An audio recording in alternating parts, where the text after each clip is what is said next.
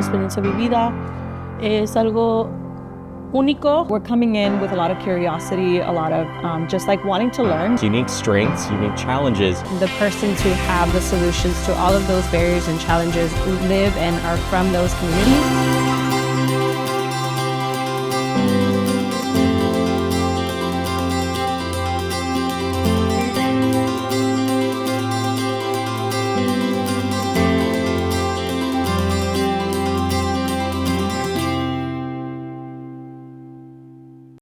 Welcome to the Roots of Wellbeing, where we explore the data, the stories, and introduce you to the people who are planting seeds of change across their communities.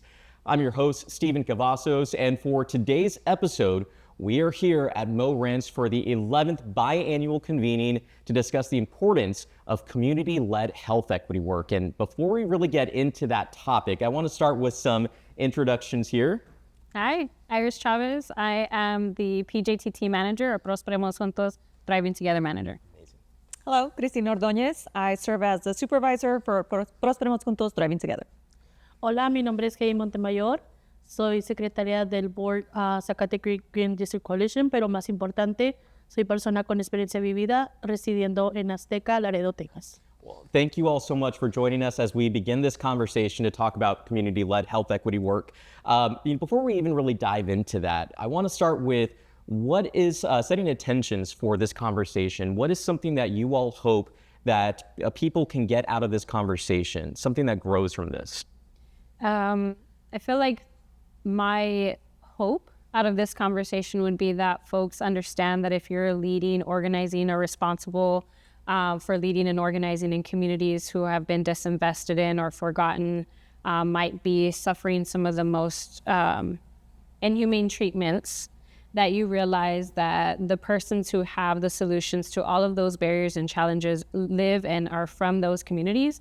They are going to be able to share with you their experience to help alleviate any barriers and challenges that you might even be experienced trying to implement or execute your work there.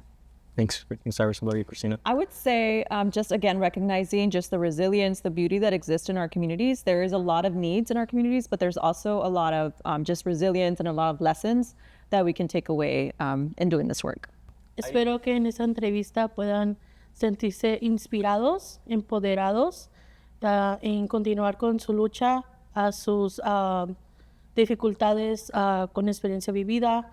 Es algo único y a la vez intimidante enfrentar los problemas que vivimos día a día.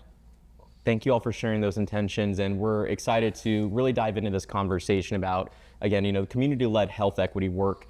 But really this journey kind of begins with our strategy at Methodist Healthcare Ministries 2020 vision, strategy that has been posted on our website. I've read it a few different times, and you can head over to mhm.org to learn a little bit more about that, but to discuss how the Communities of Solutions Department really came to fruition based off of this strategy. Because if you dive in there are about 3 strategic focus areas which the organization essentially uses as its guide, 2 of which are to transform internal processes and culture, and the second, strengthening communities. How did this department come to fruition based off of what was in that strategic plan? Right, so I've adopted the history and learned from Tim Barr and Sandra Martinez, some of that background work that was happening in 2020 to develop the strategy. But ultimately what I understand is that our namesake actually comes from one of the portfolios of the Pathways to Population Health Equity Framework. And if you're looking at the strategic vision, it's the infinity loop pathway for,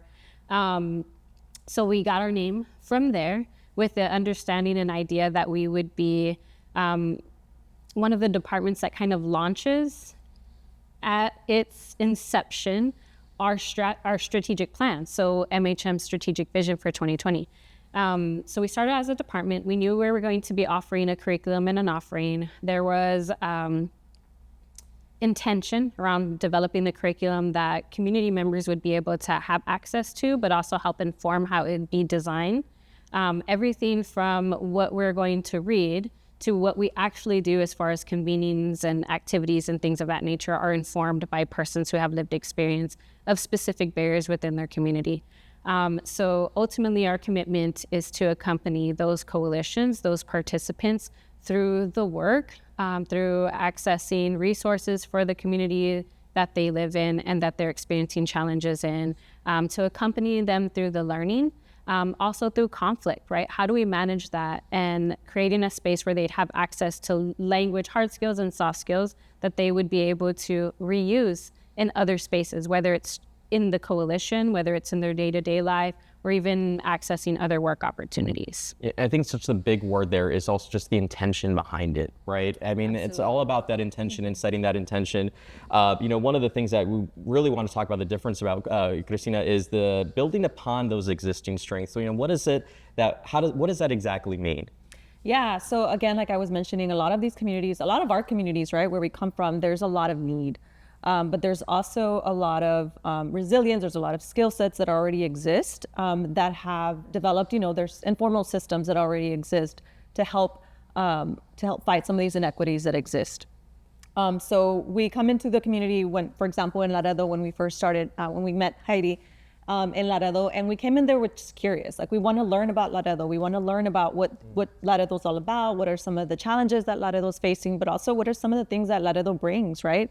For example, in Laredo, it's the border is a block away from El Azteca, from the neighborhood. So what strengths come with that? What challenges, what strengths come with that? And then kind of just building upon that bicultural, multinational, identity that Laredo has, and just really building on that. For example, I know that there was a lot of conversations around, like, how do we take advantage of the river? Like, how is the river's a life source, right, in Laredo, and how do we just really incorporate it into the work that is being done specifically in El Azteca. But that's just kind of an example of just building on the strengths of the communities that exist already. And so for us, for Prosperemos Juntos, Thriving Together, we're coming in with a lot of curiosity, a lot of just like wanting to learn just as much as we want to share some of the frameworks for example, some of the frameworks that Iris was mentioning.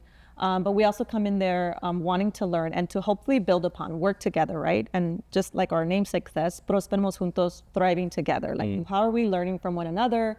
How are the coalitions learning from each other?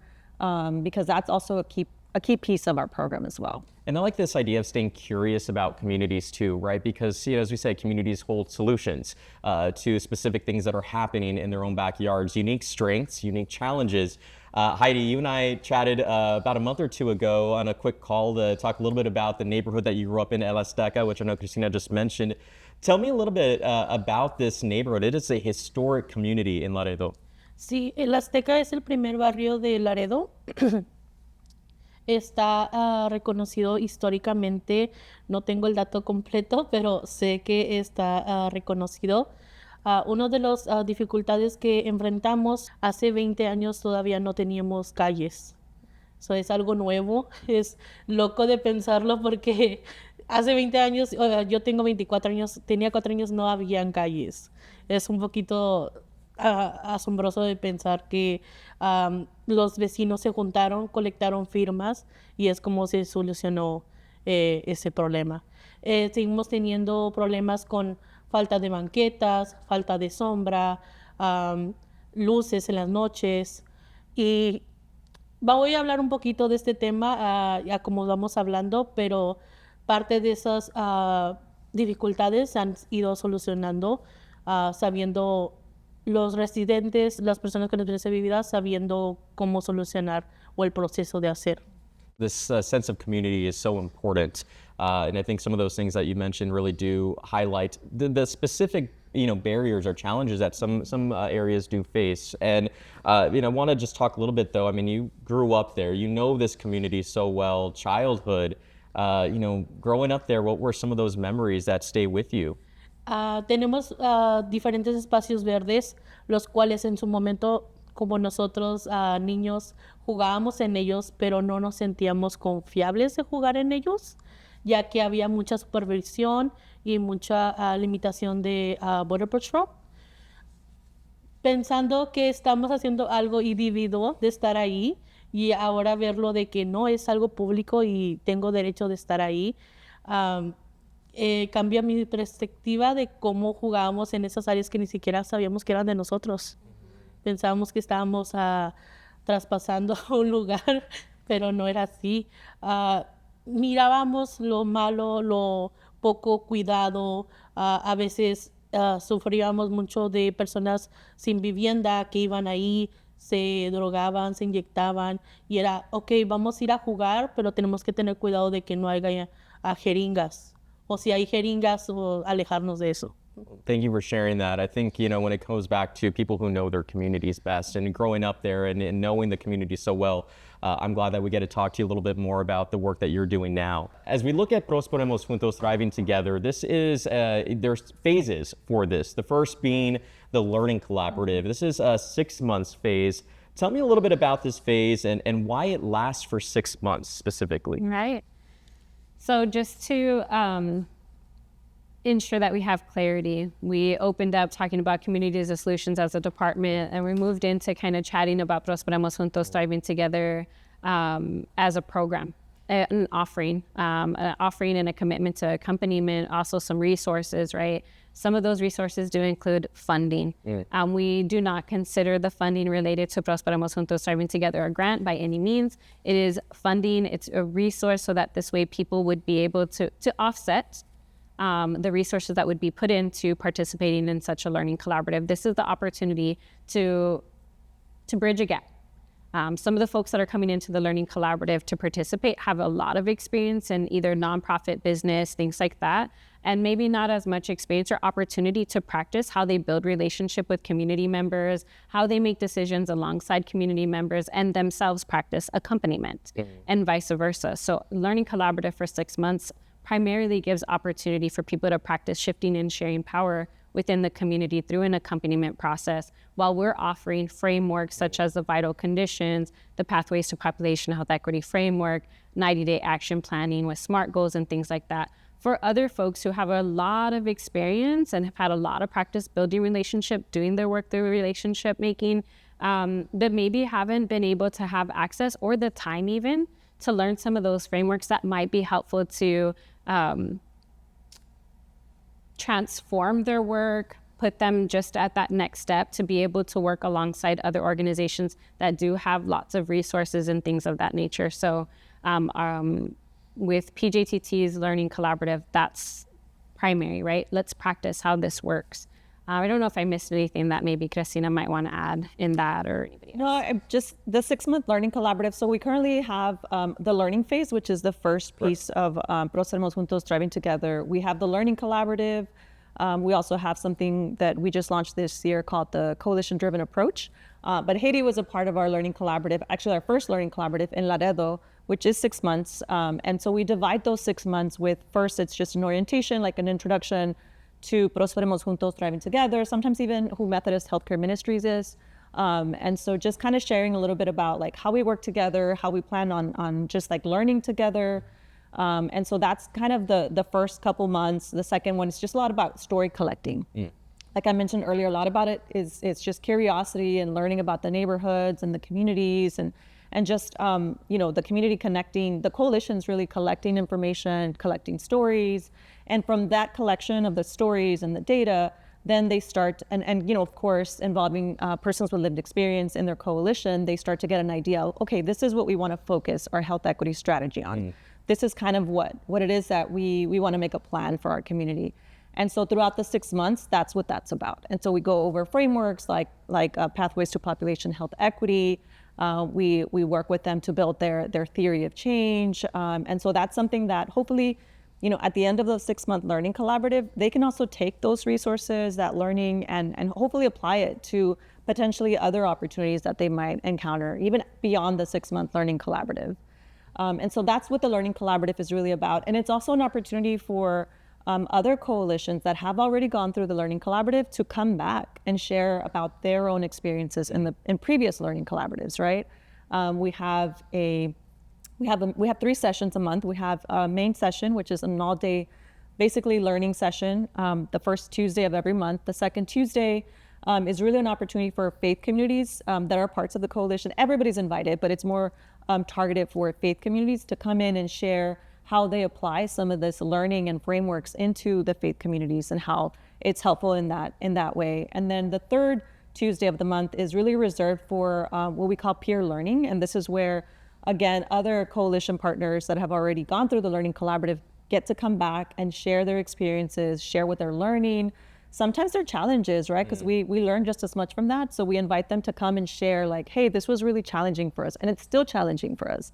But this is what we're learning from these challenges. And so that's been a really key piece that we've gotten a lot of feedback from coalitions and saying like, it's really helpful when it's other coalitions telling us what works, what doesn't. Because we're not a coalition, right? We're just here kind of providing the resource and having these conversations. But that at the end of the day, again, like we said, like Haiti's the expert. Haiti's the one in the coalition. And so that's kind of what the learning phase is about.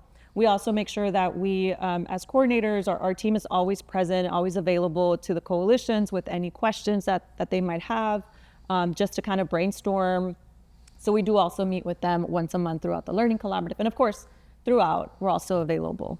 I like this. I mean, residents are the experts, right? And so I think it's leaning into that more so and hearing from them. And it's like you said, sometimes even sharing those challenges is important. We can't just gloss over the things that they're experiencing, whether they be good or they may not be so good. So I think hearing those stories are so important. That's why stories are so impactful. And I think we're going to get a chance to talk about that a little bit later on. And I did want to ask Heidi, I know that we had talked how you learned about the Learning Collaborative it's a community event that actually took place. Yes. So recibimos en mi hogar a través del correo una invitación a una pachanga. ¿Y quién le va a decir que no a una pachanga? Y era muy raro porque nunca en los últimos, en ese entonces, 10 años que estábamos viviendo ahí, nunca habíamos recibido ni un tipo de pachangas. Teníamos, como le decía, tenemos nuestros espacios verdes. También tenemos un parque de niños chiquitos y tenemos un basketball court, una cancha de tenis, de básquetbol. Entonces ahí era la pachanga y era un poquito raro. Y recuerdo todavía que mi mamá me dijo, ese era algo de la política, porque elecciones. Entonces dije, vamos, ándale, vamos a ver qué dicen que va a haber música y todo. Entonces fuimos, era un sábado, si no me equivoco, y había, sí, música, comida, también fruta, y pues nos sentamos y todos estábamos bien. Entonces empiezan a hablar unas personas que después de tiempo me di cuenta que eran las organizaciones que estaban colectando personas con experiencia vivida.